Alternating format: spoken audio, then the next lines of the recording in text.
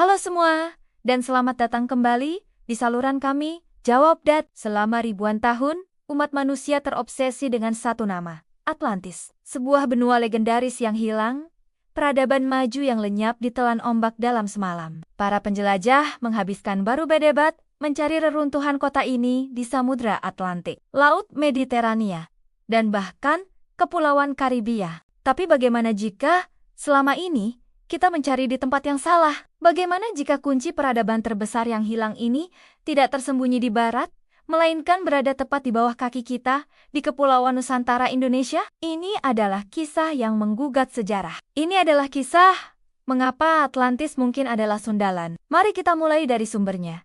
Tulisan filsuf Yunani terhebat, Plato. Dalam dialognya, Timaeus dan Kretios, Plato memberikan deskripsi yang sangat detail mengenai Atlantis. Namun, ketika kita menganalisis deskripsi ini, muncul keanehan yang mencolok. Pertama, iklim dan pertanian. Plato menggambarkan Atlantis sebagai negeri yang sangat subur, sanggup menghasilkan 2 kali musim panen dalam setahun, dan memiliki curah hujan yang teratur. Kondisi ini, 2 kali musim panen, bukanlah ciri khas wilayah Mediterania atau Eropa Barat yang hanya memiliki 4 musim. Kondisi itu adalah ciri khas mutlak iklim tropis, seperti Indonesia.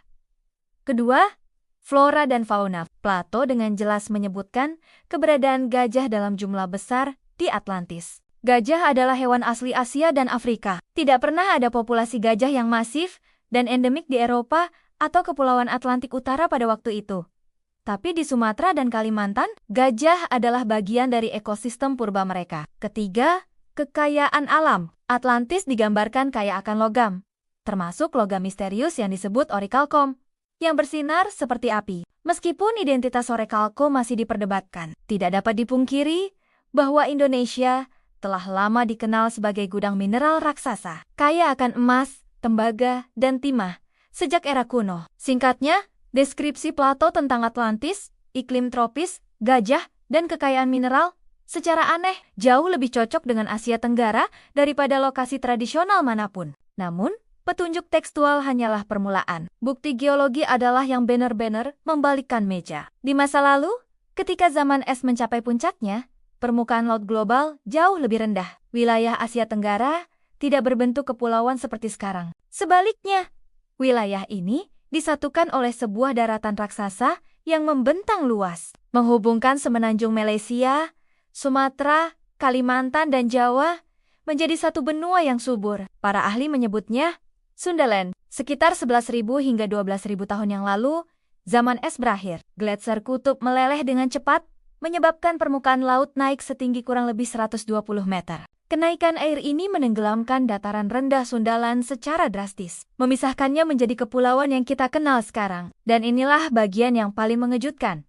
Plato mencatat bahwa Atlantis tenggelam sekitar 9.600 sebelum Masehi. Rentang waktu ini, sekitar 11.600 tahun yang lalu, sangat cocok dengan bencana banjir geologis yang menenggelamkan Sundaland.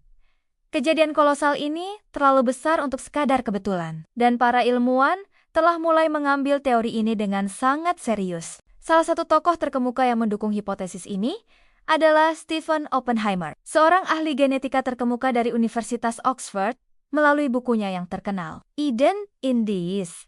Oppenheimer berpendapat bahwa bukan Timur Tengah, melainkan Asia Tenggara yang tenggelam inilah pusat migrasi dan peradaban besar manusia. Ia bahkan berteori bahwa mitos-mitos global tentang banjir besar, termasuk kisah Nabi Nuh dan kisah Atlantis, sejatinya adalah memori kolektif yang dibawa oleh para penyintas dari tenggelamnya Sundaland. Kemudian ada Dani Irwanto, seorang insinyur asal Indonesia, yang dengan teliti menemukan 43 kesamaan literal antara deskripsi Plato dan kondisi geografis, linguistik, serta budaya Nusantara. Irwanto secara spesifik mencocokkan deskripsi tata kota Atlantis yang berbentuk cincin konsentris dan kanal air dengan struktur tanah dan peninggalan di sekitar Laut Jawa dan Selat Sunda.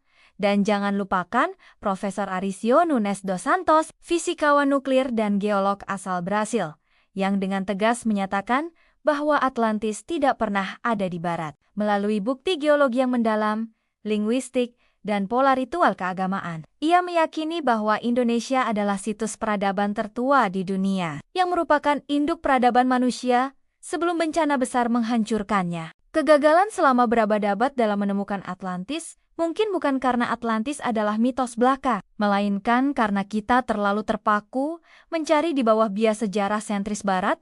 Jika teori Atlantis di Indonesia ini benar, maka implikasinya luar biasa. Ini berarti sejarah peradaban manusia perlu ditulis ulang secara fundamental, menempatkan Nusantara bukan sebagai kepulauan yang biasa, melainkan sebagai tempat lahirnya peradaban yang paling maju dan yang paling lama hilang. Ini adalah tantangan untuk membuka mata kita pada fakta-fakta yang tersembunyi di balik lautan kita sendiri. Bagikan pendapat Anda di kolom komentar. Apakah Anda percaya Atlantis ada di Indonesia? Jangan lupa like dan subscribe untuk lebih banyak kisah misteri sejarah.